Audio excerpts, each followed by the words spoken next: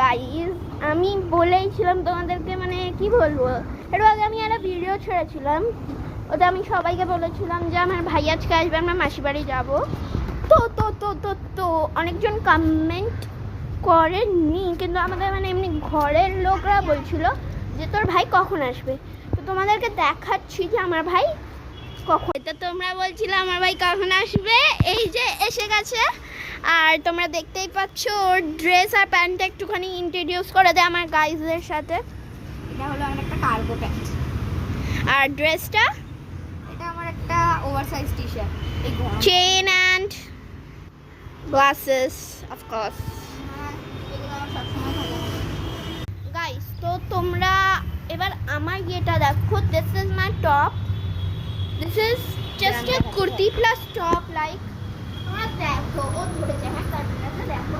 আর এই প্যান্টটা আমি পরেছি, this is a pink with a white line strip, অনেকটাই ঢিলা, অনেকটাই ভালো।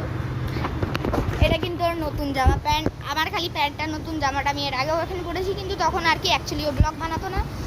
তো যখন ও ব্লগ স্টার্ট করেছে, ও তো প্রথম অনেক দিন পর ছাদে উঠছে, এখনও ছাদে ওঠে না, আমি আসলেই বেশিরভাগ ওঠে, কিন্তু যেহেতু নতুন ব্লগ আমরা ছাদ থেকে দেখিয়ে দিই। ওকে ওকে গাইস গাইস গাইস, ও যখন এসেছিল লাস্ট বার ছাদে, আমি যখন এসেছিলাম ওর সাথে, তখনও এই জামাটা পরে এসেছিল, ওটা ওর ফার্স্ট টাইম ছিল, মানে এটা ওর সেকেন্ড টাইম জামাটা পরেছে। তোমরা বুঝছো, এই সেকেন্ড টাইমও জামাটাকে পরেছে, মানে নতুনই হলো না। আর একটা জায়গা আছে, আসো, এই জায়গাটা ওদের রুম টুর, এইটা কিন্তু ওর একটা দাদুর ঘর, এই দাদুর ঘরটা, এই দাদুটা মারা গেছে অ্যাকচুয়ালি ওর নিজেরই দাদু। ওকে ওকে গাইস গাইস গাইস দাঁড়াও, এটা আমরা চলো খুলে দেখা যায়। কি আছে ভেতরে? দূরে কেন যাও কি আছে ভেতরে? গাইস, নো খুব ভয় লাগছে আমার। খুলতে হবে না স্যার, খুলতে হবে না।